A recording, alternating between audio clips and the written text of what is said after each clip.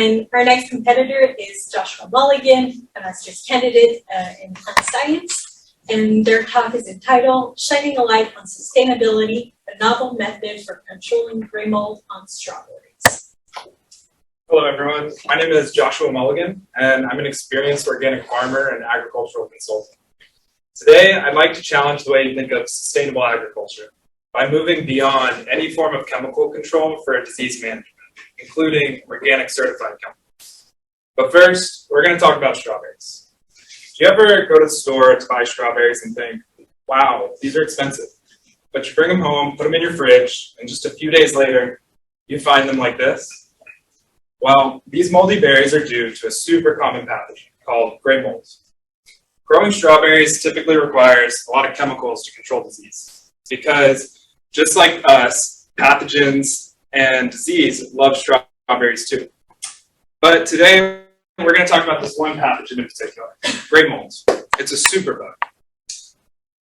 This pathogen in particular, we usually rely on chemicals to control it.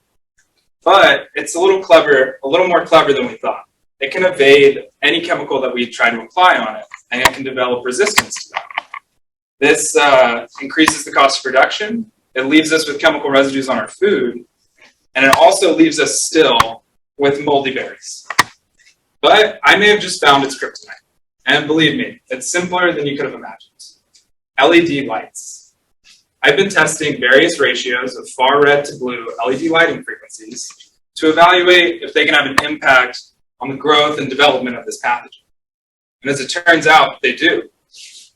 LED lighting frequencies can inhibit the growth, the sporulation, and the development of these lesions on leaves. I began with growing the pathogen in vitro on petri dishes. It was a lot of gross, nasty petri dishes. But I discovered that this mold hates these lights. Like I said, it stops growing, it doesn't sporulate. When I infect leaves, these lesions develop at a very reduced rate. Now, growing a superbug pathogen in a greenhouse, it has limitations because you have to avoid getting everyone else's plants sick. But I developed a method where I grow tiny strawberry plants in boxes, I open them, infect them, and seal them. This allows me to grow infected plants in a greenhouse environment without the possibility of contamination. I then study the plant's immune response and the development of the pathogen. I'm trying to redefine the way we think of sustainable agriculture by moving beyond any form of chemical control. Just think about it.